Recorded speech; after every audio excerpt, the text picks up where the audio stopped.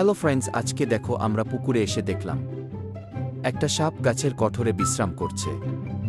চুপচাপ কেমন শুয়ে আছে, ভয়ে পালাচ্ছে না। মনে হয় সাপটার শরীর একটু খারাপ আছে।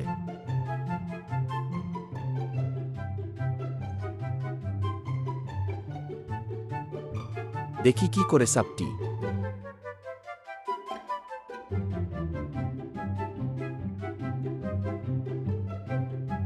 আমাদেরকে দেখে পালায় কিনা।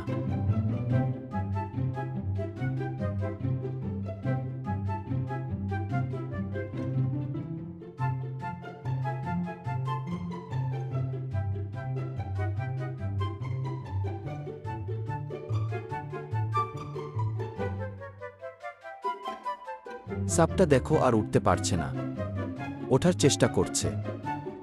এই পড়ে গেল দেখো।